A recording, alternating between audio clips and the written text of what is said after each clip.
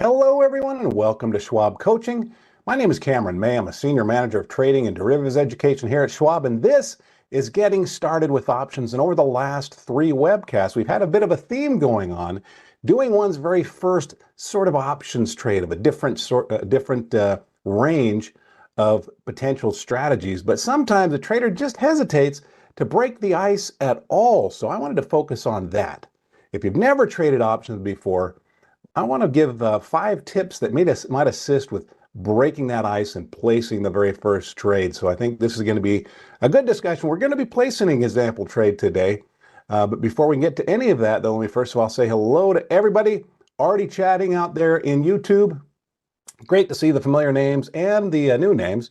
Hello there, Bill and Jay Richardson, my friends YouTube, Palmetto, Lawrence, Paul, Eva, Josh, Life in the Fast Lane, JDLMI, Robert, Roger, everybody else. Thanks for joining us week after week. We always do appreciate your attendance and your contributions to these discussions. If you are here for the very first time, I want to welcome you as well. And if you're watching on the YouTube archive after the live stream is concluded, watching those recordings is a great way to watch these webcasts. But if you'd like to be here in the live stream, this is a Tuesday webcast series. We kick things off promptly at noon Eastern time. We'd love to have you here in the live stream audience. And as a nice treat for my audience members here, my very good friend Mike Fairborn is going to be hanging out in the chats. He's going to be keeping an eye on the questions that come in. And if I can't get to those during the flow of the presentation, Mike's there to pick up my slack. Mike and I have been working together now for years and years and years. So thanks for having my back there, Mike. Mike and I would also like to issue an invitation to everybody listening. If you have an account on X, you should be following your favorite Schwab presenters there. It's a great place to connect with us in between the live streams. So you can find Mike on X at Mike Fairborn CS. You can find me on X at Cameron May CS. Now, as of about a month ago, you can also follow me on LinkedIn. So just go to linkedin.com/in and then /Cameron May CS will take you to my profile. Give me a follow there. But let's get into this discussion. And as we do, of course, placing an option trade involves risk, as does just about every other approach to trading or investing. So bear these important disclosures in mind. Pardon me. Options carry a high level of risk and are not suitable for all investors. The information here is for general informational purposes only and should not be considered an individualized recommendation or endorsement of any particular security, chart pattern, or investment strategy. Schwab does not recommend the use of technical analysis as a sole means of investment research. And investing involves risks, including the loss of principal. All right, so what are we talking about today? Let's set an agenda. And really, the agenda today is just assisting that would-be options trader who just can't bring themselves to place that very first trade. How can we get that accomplished? So I do have 5 suggestions, 5 tips, 5 key steps that might be helpful in getting that accomplished, getting over that initial barrier. So we're going to be talking through those 5 steps and then planning and placing an example trade. So as we do that, first thing I want to do, though, is make you aware of an upcoming special event on Thursday. Let's go right to the calendar.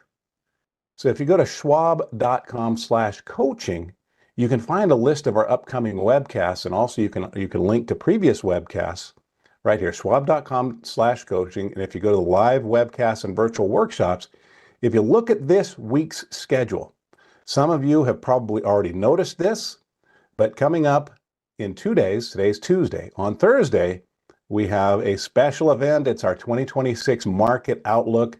If you click on that, it'll give you a nice rundown of what they're going to be covering, who's going to be delivering the information. But Schwab Coaching will host experts from the Schwab Center for Financial Research to discuss their 2026 Market Outlook, covering many topics, including U.S. and global markets, stocks, fixed income, on and on the list goes. But this is hosted by Joe Mazzola, and we'll have guests including Liz Ann Saunders, Kathy Jones, Colin Martin, Michelle Gibley. All right, so enjoy that event. You can watch it live right there. So you just find that right there on the calendar. But let's get into today's discussion. And to assist with really breaking the ice, I know that trading options, it has a well-deserved reputation for a little bit of complexity, maybe a lot for some strategies, Also, there's risk associated with each of these strategies. And for that and for a number of other reasons, maybe just an unfamiliarity, a lack of familiarity with the strategy, some traders would like to be options traders, or they're interested in the realm of options trading, they just can't get over that first hurdle. So let's just outline 5 things that a trader might do to get past that initial obstacle, place that very first options trade. I'm going to outline these 5, and then we're going to go into detail for each one. But the first thing is practice. Practice with something that's risky. Sounds like you got to take a lot of risk in order to earn your lumps, earn your education before you can actually start trading with confidence. Well, not necessarily. I'll talk about that. Number 2 is going to be keeping it as simple as possible. Again, options have a bit of a reputation for some complexity that maybe stock traders or investors might not be as familiar with. But not every strategy is as complex as every other strategy with options. So we'll talk about how we might simplify the initial approach with that first trade to the extent possible. Number 3, maybe keep it small. Number 4, have a plan. And number 5, set a date for the accomplishment of this big initial hurdle. All right. So let's talk through these 5 steps. First of all, practicing with options. Now, yes, options have this reputation for risk, potential for complexity, but the risk doesn't actually have to be real. We actually have a trading software platform. You'll notice right here on my screen it says simulated trading. Trader has the ability to learn new strategies and practice with new tools in a simulated trading environment. And to access this, we just download what's known as Thinkorswim from our Schwab.com online account. So if I go to Schwab.com, log in, right up here at the top left, we can go to the Trade tab. This will give us access to the platform that I'll be using for today's demonstration. It's known as Thinkorswim Desktop. And we can just click on that and download Thinkorswim Desktop to our laptop. Let me just refresh this. I haven't actually seen that before. There we go. In any case, click on this blue button that says Learn how to enable Thinkorswim. This will walk us through the download process. But Thinkorswim is trading software. It's intended to be complementary to the tools and resources available on Schwab.com. And included in that software is a practice version of the software. It's referred to as paper money. Just trading on paper first, getting some repetition with these unfamiliar strategies, with these unfamiliar tools, and gaining a degree of confidence where there's not really skin in the game. Okay? Eva, you say, Cam, you really like it when I enlarge the platform to be legible? Yeah, I do try to make this as big as I can, Eva, without crowding it out. If I make the fonts too big, the stuff starts to kind of stack together. It doesn't quite look right. It does get a little bit crowded. But yeah, so I maximize that font, make it as legible as possible. But in any case, you can go through this download. This is free software, downloads it right to your computer. And when you go to log in, you just use your Schwab credentials to log in. But as you log in, down at the bottom of that login screen, it'll ask you, are you accessing your live account or paper money, the practice version? So I've logged into paper money. And the great thing about this, again, is that if we're learning a new strategy, maybe it's just buying calls or buying puts, or maybe doing a multi-leg strategy like what's known as a vertical spread. But we can acquaint ourselves with the strategy. We can implement the strategy in a practice environment using $200,000 of default play money and get over those initial lumps and bumps where we're just learning these processes. So step number 1 is to practice first. Now, what you're going to see me do, I don't typically do this, but I always have an outline of notes that I want to cover. Today, I want to be as structured as possible. I don't want to miss anything. So I'm going to be checking my notes. Let's see, option 66 says, fear of assignment is one of the biggest hurdles to overcome with options for small investors. It limits us to stocks with lower prices. That's a good point. Fear of assignment.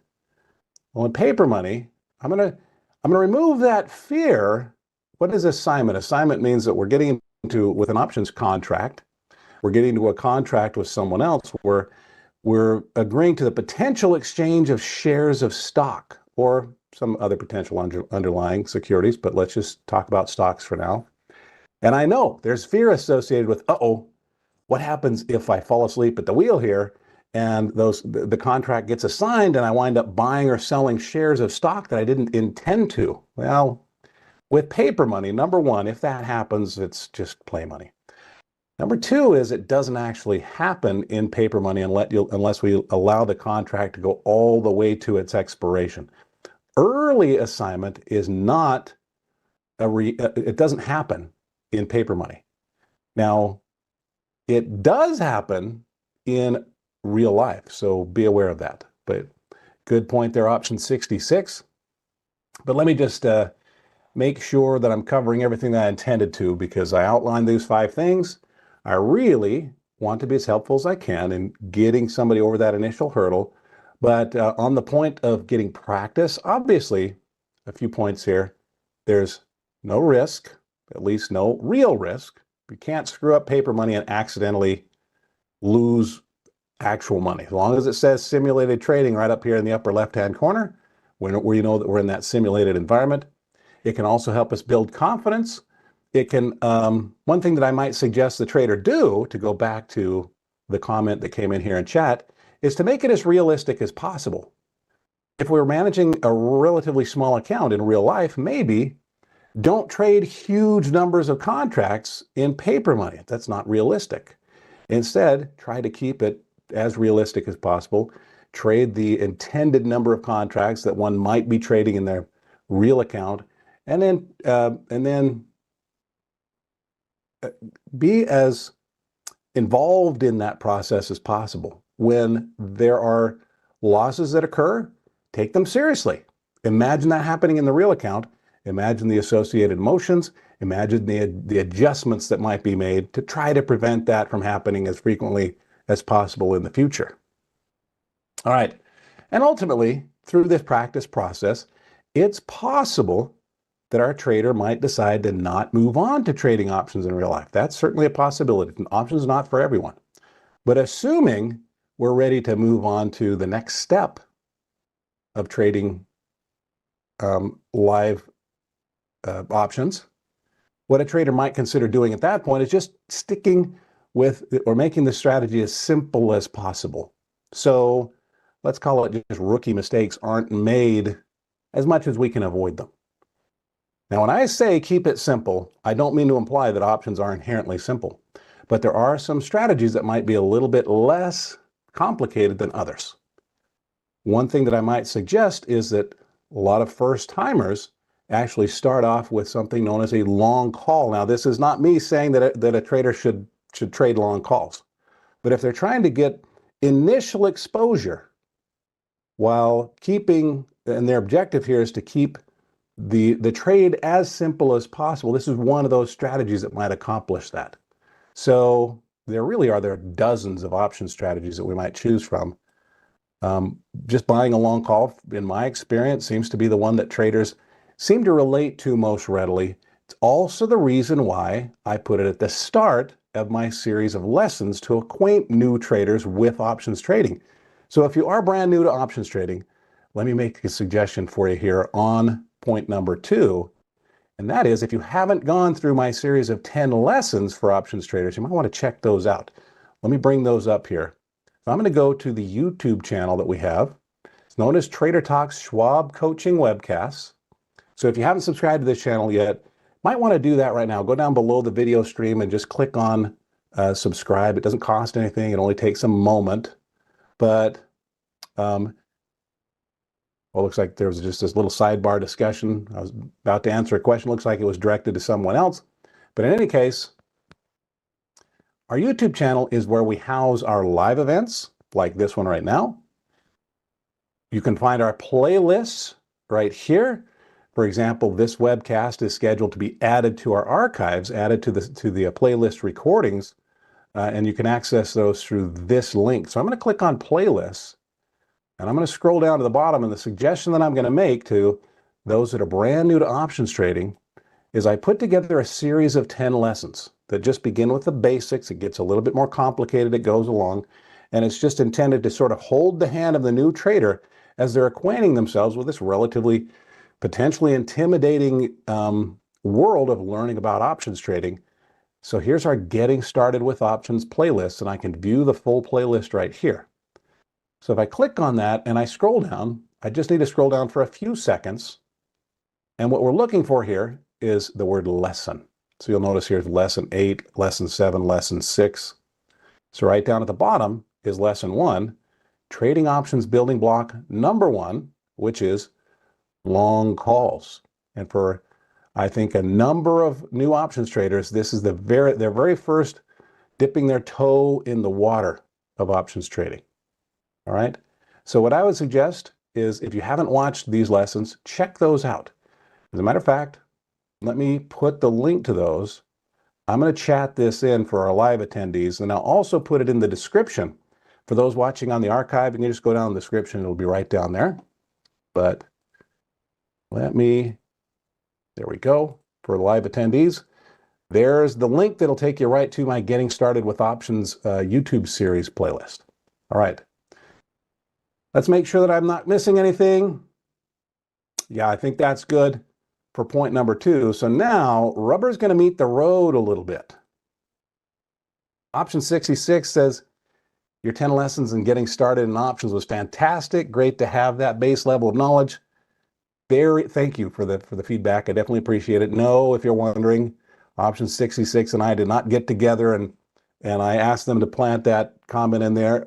Genuine comment. Thank you for it. Appreciate it. But let's move on to point number 3 here. In getting over that hurdle, we've done the practice, gained some confidence, traded in the no risk environment. Now we're ready to move on to one of the most simple or straightforward strategies. We're going to be doing a long call as an example today.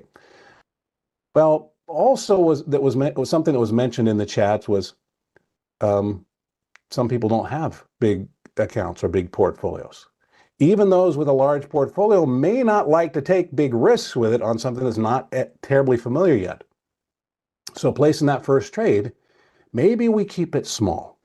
So advantage of keeping it small when we're trading options, such as buying a call, the actual investment and the theoretical maximum loss in that investment might even be $100 or less. I think in today's example trade, we're going to be around possibly around $150. All right. Doesn't have to be a lot of money. One thing that the trader might do if they're trying to keep it small is to focus on the options that are on lower priced stocks. High priced stocks tend to have higher priced options. And if we're buying those, it can introduce more risk, especially if it's on that very first trade. Now, how do we find those kinds of stocks? Well, we might go to Thinkorswim platform, and in the watch list in the left column, you'll see a Thinkorswim maintains and publishes a public watch list for the 500 companies that are the components of they comprise the S&P 500. So what I did today is I loaded up those 500 companies and I just sorted them by size, largest to smallest, looking for highly liquid stocks, maybe some that are lower priced. You can see that some stocks are in the triple digits.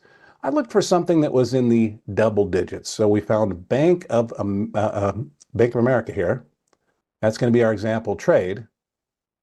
But there's a quick way to keep the hurdle as low as possible for placing that first trade. Keep the trade small, lower price stocks, and also maybe just trade one contract. So I think that's what we're going to do today. So let's use Bank of America here as our initial trade. And let's set a basic sort of charting assumption for where the trader might think the stock is headed. So as I look at Bank of America over the last 8 months, you might notice 11 times the stock has gone for a run of at least $4, more like on average $5 or $6. So running up and then pulling back and running up and running up and running up and running up, Let's say that our trader here notices that BAC has just broken through to all-time highs. We're sitting here working on the highest close. I can't guarantee that. There's still trading happening. The stock could fall. But as of this moment, we're sitting up there working on the highest close for BAC. And let's say that our trader thinks that, well, if a run of $4 or $5 has happened 11 times in the last 8 months, I wonder if I could get it to do that one more time. Not get it, but maybe it just will. One more time in, let's say, the next month and a half or before these January 16th contracts. So for today, that's going to be the premise of today's trade. Let's just say our trader is hoping for a nice run up to the upside of $4 or $5, and they're going to buy a call in an effort to benefit from that. Maybe it's their very first trade. As a $54 stock, those calls are probably not going to be, on the grand scheme of things, terribly expensive. Let's go have a look at those. I'm going to go to the Trade tab. And with our shares trading right at $54, what if we looked at the 16th of January? And by the way, again, if you're not familiar with what long calls are, what the option chain is, I would definitely suggest you go check out lesson 1 in my series of 10. At least get through that lesson. All right? But let's go down here to the 16th of January of 2026 options. These are contracts that are good for 38 days. And with the stock trading at about $54, I wonder how much it would cost for this trader to lock in a purchase price at or near $54. Looks like 55 is the nearest strike to the current price of the stock. So how about we do as an example trade today? This can be our example trade. We're going to buy a call. It's also known as a long call. It's just terminology that we typically use when we're buying something to enter into a new trade. We say that we're going long that thing. We buy stock, we're long the stock. If we buy a call option, we're long that call option. So in this case, we're going to buy the 16th of January, $55 call, and that looks like it's trading for about $1.43 to $1.46. Let's say it costs us $1.45 per share. Now, I'm going to summarize this just quickly for those that aren't terribly familiar with options. What we're doing here is we're spending $1.45 per share for a contract that involves 100 shares. So it's not $1.45 that we're spending, it's actually $145. So that's going to be the amount invested in this trade plus a commission. What does that $145 do for the trader? Well, for the next 38 days, or through the 16th of January, we'll have the right to buy 100 shares of stock, the contractual guaranteed right to buy the stock for exactly $55 per share at any time through the next 38 days. That's what we're paying for. Well, now, try to envision what this might mean if, let's say the stock does go for a nice run to the upside of another $5. Maybe it goes from $54 up to $59. Ooh, well, if we have the right to buy shares for $55 and the shares are now worth $59, that would be a $4 value on that contract, a minimum of $4 of value. And how much did we pay for that? $1.45. In that case, that would be not quite tripling the value of this contract. Now, am I guaranteeing the stock is going to run up to the upside $5, go to $59 before the 16th of January? I don't know that. Maybe it does or maybe it doesn't. But our trader might want to have a plan for whether it does or does not. All right, so that's going to be step number 4 in overcoming this hurdle, because some trades work out, some trades don't. Maybe the trader wants to have a plan to take profits if profits arise. Maybe they want to have a plan to take losses if that's the way that the stock decides to behave. So if you're not familiar with building a plan for trading options, there are actually some examples right here built right into the platform. Let me show you this. I don't know if you knew this. Even some of our veteran attendees might not know. Okay, by the way, user with a lot of letters and numbers there says, What factors do you take into account when selecting how far out you buy a contract and how deep in the money? Now, that's going a little bit further into the weeds that I'm going to go into today. You notice I'm keeping it fairly straightforward because I did a 38-day contract. Could I have done one for 3 days? Yes. Could I have done one for 700 or 800 days? Yes. Why did I choose 38 days? May want to check out some of my other webcasts that address those in good detail. Notice this. Once we get beyond these lessons, I continue building on those lessons. Like, for example, right here, mastering understanding of the element of time in options. How do we select the expiration? And the impact of theta. The not so subtle art of choosing options contract strike prices, a whole webcast dedicated to that. So you asked a great question. It's just a big question. All right. So hopefully that's helpful to you. Keep checking those out. The great thing about options is that there's always an opportunity there for refinement for a trader's understanding. All right. So back to our trade though.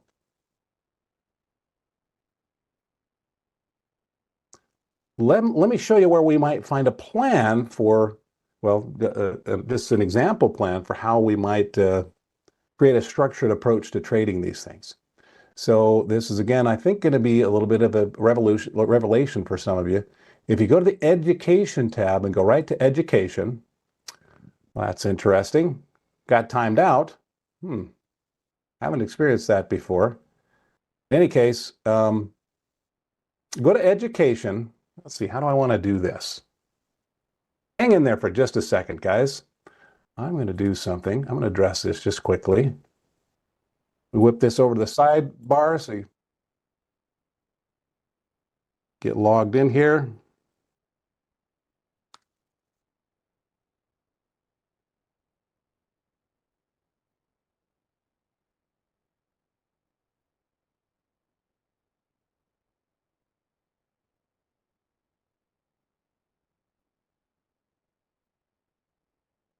All right.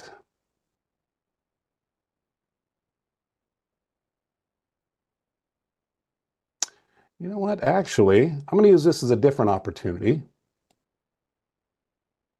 I'm going to log in. I kind of skipped a step earlier in the webcast in the interest of saving time. I think we have plenty of time. So I want to show how we might launch Paper Money. So if you're accessing for the very first time Thinkorswim, it's going to prompt you for your username and password. This is not a separate username and password from what you use to log into Schwab. You just use your Schwab credentials. But right down here at the bottom, this is addressing that very first step, getting practice first using a paper or a simulated trading environment. So we can access our live trading balances right here. We want to be aware when logging in, if we log into live trading, we're actually trading real money. What I want to do is some practice trading. So we're going to go to Paper Money. So this was what I was going to do on my side screen, but I thought it was an opportunity to demonstrate that. So I'm typing in my username right now, and then it's going to bring up a password screen. I'll just type in that password.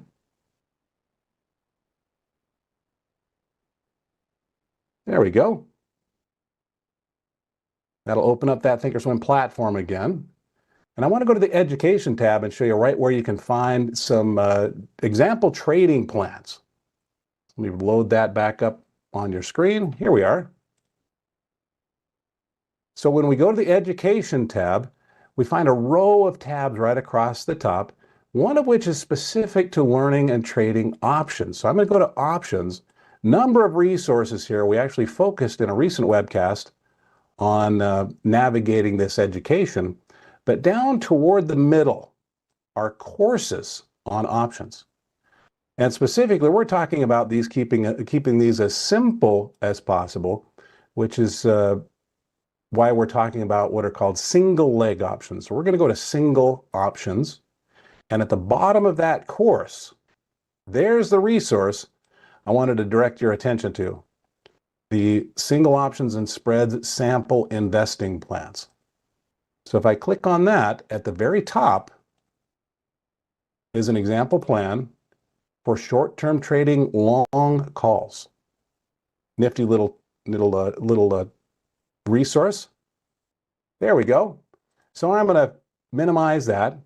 Let's go back to the implementation of that plan. Now, just to skip through things just quickly, let's say that our trader wants to have a plan for when they might take profits and when they might take losses.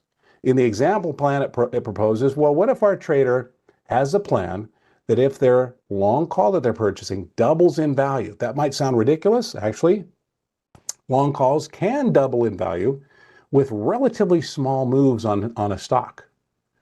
Even on this example trade with BAC, we've already determined if this were to go up from 54 to around 59, the value of our call would be at least $4. Well, along the way, maybe it'll be worth $3. That's a doubling of our investment here. Let's go back to our trade tab, and let's say that our plan here is to purchase this call around, oh, look at this, it's already increasing in value. We might not be able to get it for $1.45 anymore. We might have to spend $1.47, $1.48, maybe $1.50. But let's say that our plan here is if Bank of America starts to move up, if we can buy in for, let's say, $1.50 and then exit for $3, that would be a doubling of the value of this trade. So that's great. That's planning for the best case scenario, not best case, but a positive scenario. Well, what if the trade isn't working? What if the stock isn't going up? What if we're just running out of time? Well, the trader might want to have a plan for that as well. So let's say it does cost us $1.50. Looks like the price is moving a bit here. Yep, it's moving more toward about $1.50 or $150 investment. Well, if the stock is not cooperating, if time is going by, if we're not getting the movement we expect, let's say that our trader wants to put in an exit order or have an exit plan in place if the value of this investment falls by half. So we invested $1.50 or $150. If the trade falls by half its value, that means we might pull the plug at or near 75 cents. So theoretically here, if we lose 75 cents on 100 shares, that's a $75 initial risk on trade number one. I think for a lot of people out there, that's a trade that they can absorb even if it goes poorly. Right? Now, again, this is just an example. This is not a sales pitch for going out there and trading long calls. Certainly not a promotion of trading long calls on Bank of America. Whether a trader decides to do options trading or not is entirely up to them. And if they do, the securities on which they decide to trade options is entirely up to them. But $75, most accounts probably going to survive that. Now, on the flip side of that, making $150, are we really going to get excited about that? Is it going to allow us to retire early? It's a little tiny initial step maybe. But that's going to be our plan. And in any case, if we need assistance with that plan, we now know how we can learn about options, and we know where we can find a structured example of about how to make a plan for trading options. Now, finally, having a date in place. There are actually 3 key dates that I would suggest. If we just can't get over that hurdle of placing that initial trade, 3 dates that we might put in the calendar. Number 1 is a date to learn about trading options. It really only takes 45 minutes to watch my initial video. So I think that can be accomplished inside of a calendar week, as an example. All right. A second key date is getting that first actual practice trade placed. Maybe it might take a short series of trades to really get a level of confidence with clicking on the right buttons, with seeing how the trades play out. That might take a month. Then finally, if a trader decides to move on to that first live trade, I think that's the big first hurdle. Maybe put that on the calendar out a month or more. But in any case, there are my 5 steps. Let's put those all into practice. Let's place our trade. So how do we place a trade where we purchase the call and at the same time we have an order in place to take profits, an order in place to try to minimize the losses all at once? Here's how that's done on Thinkorswim. We go to the intended option, our $55 16th of January call.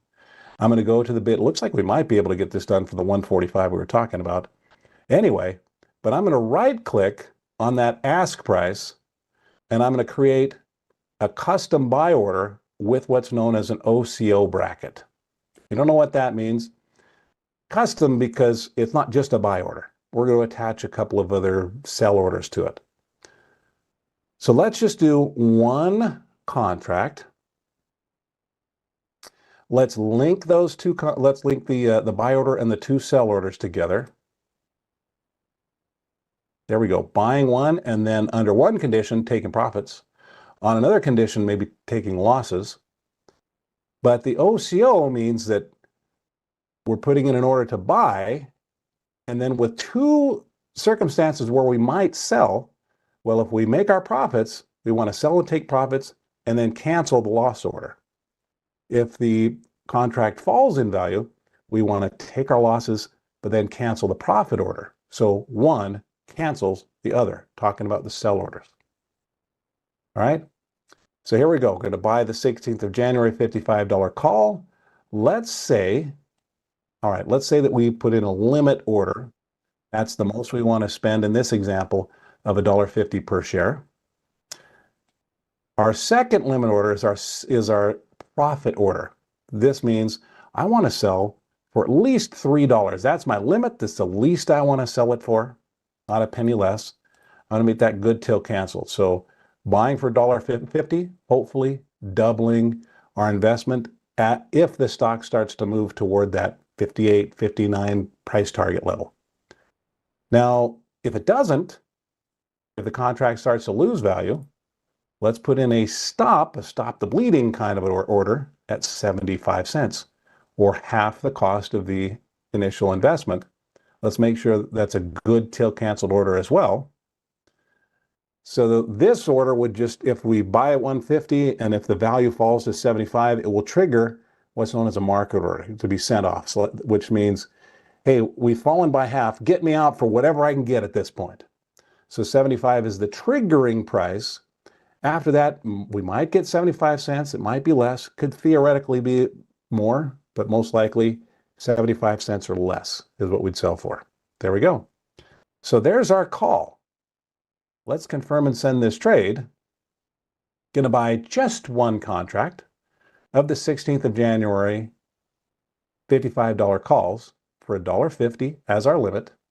That will open the position. Then we will sell that contract for $3 if we can get it, or we have a stop in at 75 cents to trigger a market order to get us out if it falls down there. Now, to get into or out of this trade, there's a 65 cent, not per share, just 65 cents commission to be paid. So buying in would be a maximum cost of $1.50 and 65 cents. Selling, we pay another commission to get out, but let's send that order off and let's see if we can get this thing filled. There it is. Oh, look at that. We've been talking about $1.45 or $1.50 the whole time. I think we probably got a little drop in Bank of America share value, which allowed us to fill that order at a little bit lower price. Guys, with that though, I've accomplished what I set out to do today. I want to talk about 5 tips for finally breaking the ice on getting that first option trade placed. Let's practice first.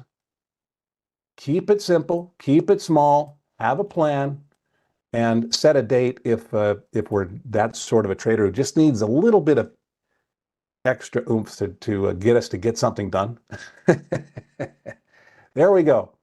But guys, hope this is helpful for you. This is what we do in these Tuesday webcasts. We just talk through getting started with options, and this time I wanted to take that very literally, just getting it started. So everybody, we have lots of webcasts still left to come up for the rest of the trading day. Go enjoy those. Pardon me. Also check out those lessons that I previously recorded if you haven't seen those. But I have some other resources to make sure that you're aware of. Number one, quick reminder that if you're not subscribed to our channel on YouTube, make sure you do that now. So it's Trader Talks Schwab Coaching Webcast. You can subscribe using the link right down below the video right now. Doesn't cost anything to subscribe. It only takes literally a second. But this is where you can join those live streams. It's where you can find the playlists. As I mentioned, I will add the link to my series playlist right down in the video description for those that watch on the archive. For those that are here, that were here live, how about I do this? Let me paste it one more time in the chat window. There you go. A second thing that I would suggest you do is to follow your favorite coaches on social media. So, for example, you can find Mike Fairborn and me on X. You can find Mike on X at Mike Fairborn CS. You can find me on X at Cameron May CS. So here's my profile here on X. You can see, yep, nearly 6,300 posts. I'm very active here. If you reply to one of my posts here, I try to reply right back to you, and it makes a great opportunity for interaction with your coaches when the camera's not on.